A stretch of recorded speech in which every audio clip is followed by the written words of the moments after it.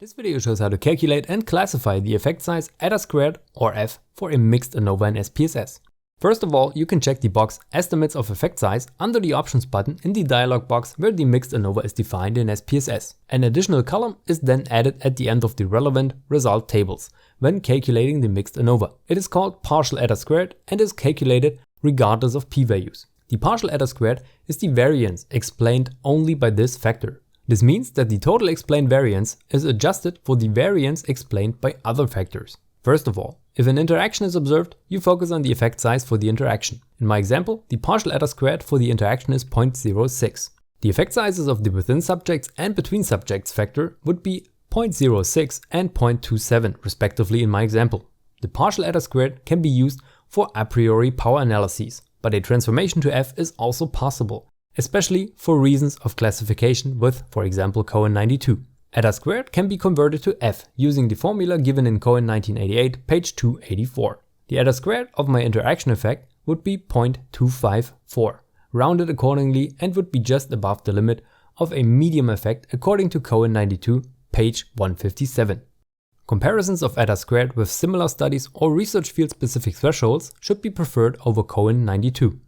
If the generalized Eta² is to be reported, this is unfortunately not to be found in the SPSS output. One of the main reasons for reporting the generalized Eta² is the comparability to other studies where other factors do not exist. If, for example, a one-way ANOVA is calculated, its Eta² is comparable with the generalized Eta² of the between subjects factor of this mixed ANOVA.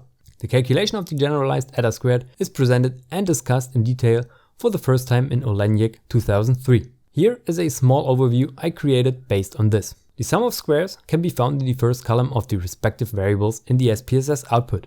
Ultimately, Eta², whether partial or generalized, are only a quotient of the respective effect between subjects or within subjects or interaction effect and the total effect of the entire ANOVA. However, the total effect is corrected slightly differently in each case.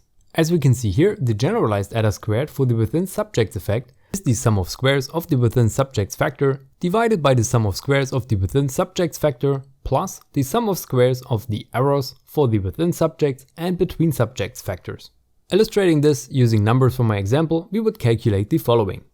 The sum of squares for the within subjects effect 164.76 is divided by, within parentheses, again the sum of squares 164.76 plus the error sum of squares for the within subjects effect 2571.693 plus the error sum of squares for the between subjects effect 666.905.